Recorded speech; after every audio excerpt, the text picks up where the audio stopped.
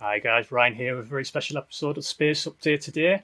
Coming up on today's show, we'll be chatting with Harriet Brettle, who's Head of Business Analysis at Astroscale UK.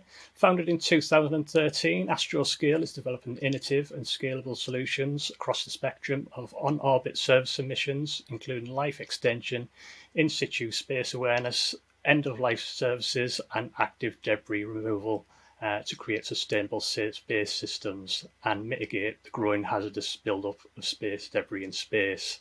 Very exciting interview coming up for you guys. But before we kick things off, joining me on today's show is...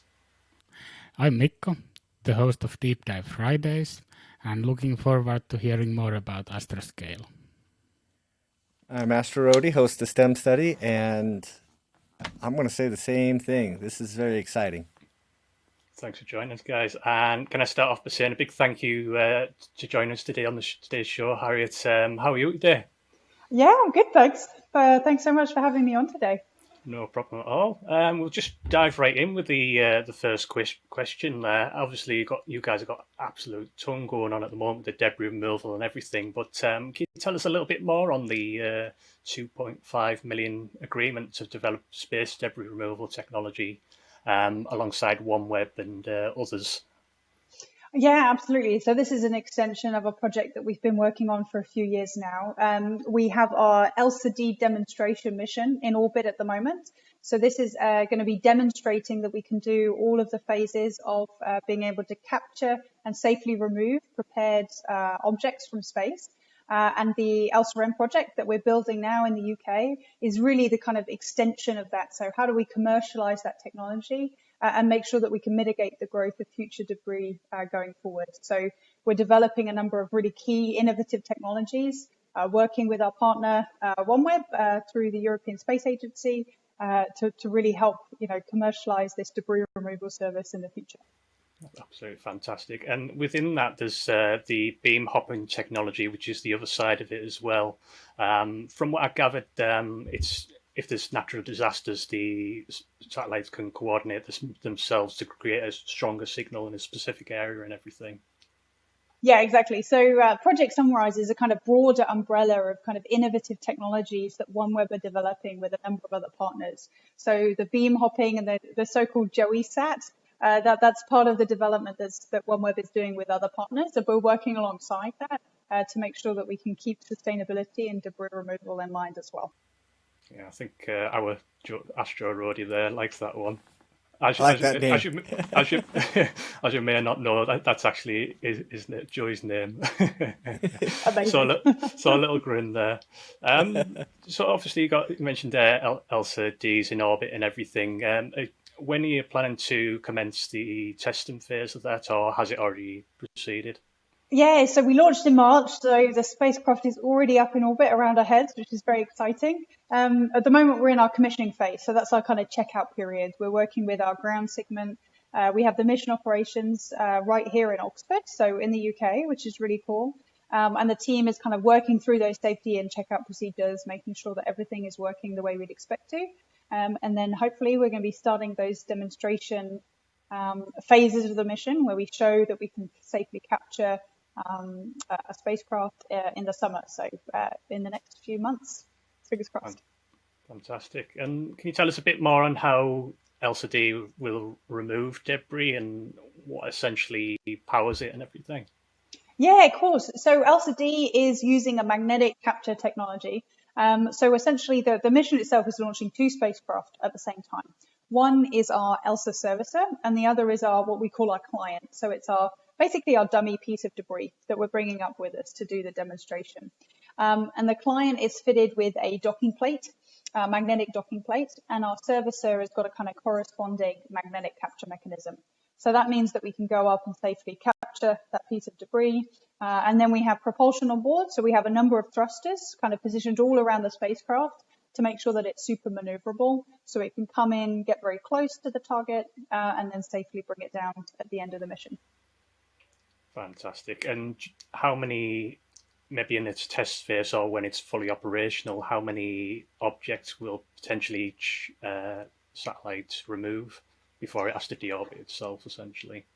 Yeah, it's a great question. So ELSA-d is a one-for-one demonstration, right? So we're bringing up one piece of debris with us. We're demonstrating a couple of different capture techniques. That's the plan. But it's just going to be a kind of one-for-one. But as you kind of allude to in your question, that's maybe not the most economical way of doing debris removal going forward. So what we're working with the ELSA-M program is being able to remove multiple pieces of debris with one given servicer. So it will really depend on who those clients are, how big they are, where they are in orbit. But we're looking at being able to remove, 1, 2, 3, maybe more pieces of debris with one single servicer. Fantastic. As you were talking about how big the clients are, how big of a satellite could ELSA-d theoretically deorbit? Yeah, it's a great question. So the ELSA-d client that we're bringing up with us, I think is around 20 kilos in size. So it's kind of small. But for the ELSA-M servicer, so our kind of commercial next-gen vehicle, we're looking at being able to remove objects that are several hundred kilos in size, maybe a bit more than that. So it's kind of scaling up to really be able to work with satellite constellations that are planning to launch, hundreds, if not thousands, of these kind of satellites over the next few years. So you're just in the process of testing it out and making sure that the concepts work and then scale it up from there. And then one of our viewers chimed in asking if you're going to kind of use the magnet as like a gravitational pulley, or if you're going to actually go and connect to the client. Yeah, the latter. So we get real close, and then it's an electromagnetic capture system, right? So Okay. it's only engaged when we get really close. Can you tell us more on the next generation docking plate for future satellites? Is it the magnetic one we were talking about there? Yeah, exactly. So still using a magnetic method, and the idea is that we're basically looking at making that commercially available, improving the design, and making it more applicable for satellite constellations in the future.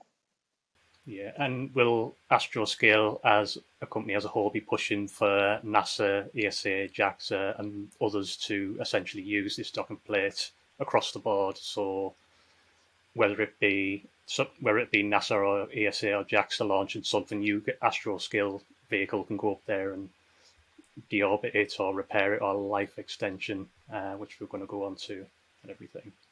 Yeah, exactly. I mean, anyone who wants a docking plate on their satellite, they can come to us, right? So the idea here really is that, by doing a little bit of forethought and putting a very small docking plate on your satellite before you launch, it makes any cleanup process or any removal service that you might need in the future less complex and less costly. So it's really about kind of preparing satellites for the end of life and making sure that you can be, prepared for that future servicing if and when a satellite needs it. Fantastic. And obviously we talked about the removal there and everything in the docking. The other part of that is life extension for the likes of geostationary orbiting satellites, GPS and the likes. Is also another service that you provide and everything. What challenges with this currently? With a lot of satellites being essentially older technology that might have been in orbit 5 or 10 years or even more. Yeah, exactly. So satellites in GEO is a really interesting one because these are hugely expensive spacecraft, right? You're talking about $100 million plus. It costs a huge amount to get it up there. And, these are really well-designed spacecraft that, very reliable, can last 10, 15 plus years in orbit. But one of the challenges that they have is they're often fuel constrained. So they'll reach the end of their life and they won't have any fuel left to continue with their orbit maintenance. And so really that's where life extension services come in. We're developing our LEXI servicer, which stands for, life extension services, right?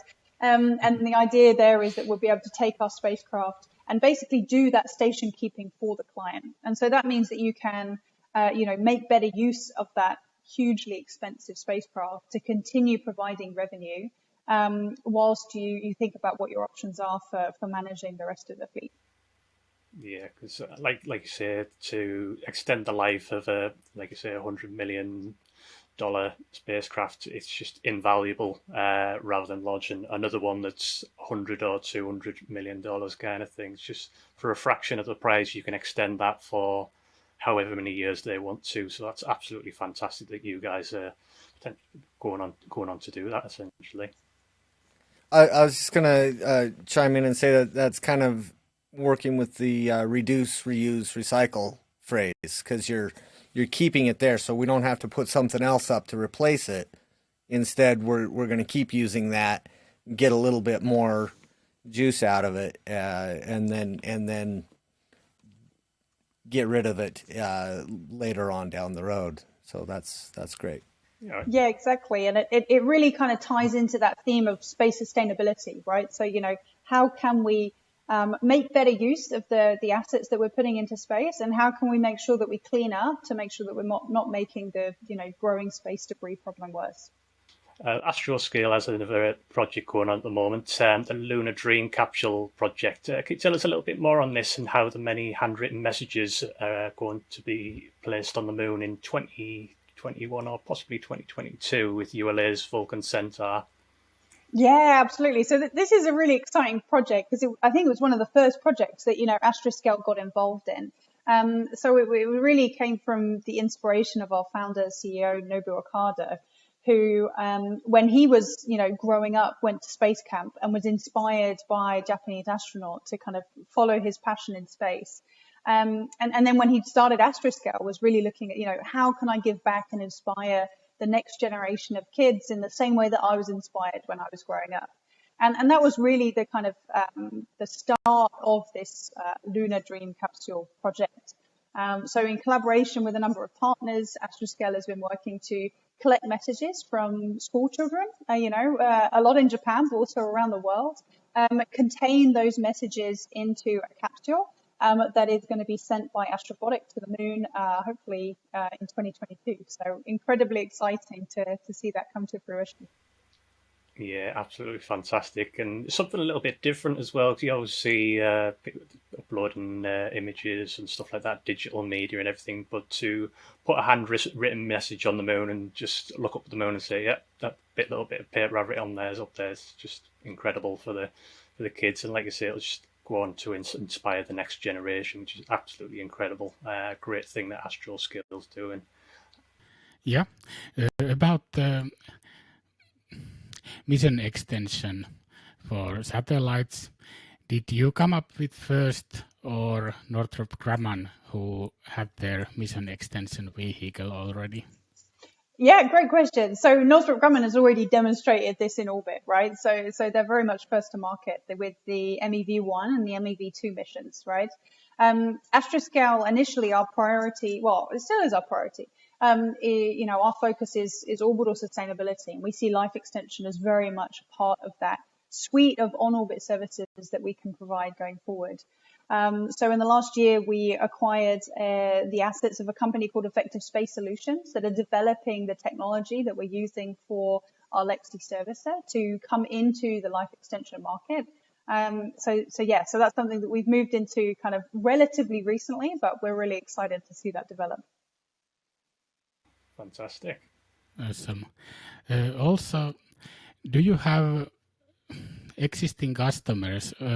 Will OneWeb, for example, use Astroscale's products on the satellites or some other constellation? And I would assume that the Astroscale deorbit solution would be the backup if the satellite's propulsion fails.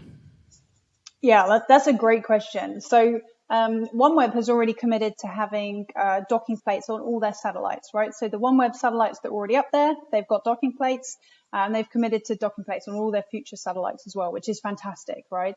And those future satellites that are to be launched, they're all going to have magnetic docking plates on, which are compatible with Astroscale's end-of-life service. And I've forgotten the second part of your question, which was, okay. So debris removal services, yes. So, we're really there as a backup. We want satellite operators to be thinking responsibly and sustainably about space. And a lot of these satellites have propulsion on board already, So the idea is that the vast majority of their satellites, when they reach end of life, they'll be able to safely deorbit them themselves. It's that small fraction that might fail on orbit for some reason, whereby they can't be deorbited by the spacecraft operator themselves. That's where we come in and do that backup cleanup service. Yeah, it's great to have a backup system. For sure. But I think we'll just about wrap it up there. We've got a lot of questions in there and everything. Absolutely fantastic having you on the show, Harriet. I'd love to welcome you back in the near future once you're at that next stage, dragging all debris down and everything like that, and supporting numerous other satellites and everything. I've been Ryan from the Space Update. I've been Mikko, the host of Deep Dive. I'm Astro Rodi from STEM Study. And where can you tell everyone where they could potentially find Astroscale, Harriet?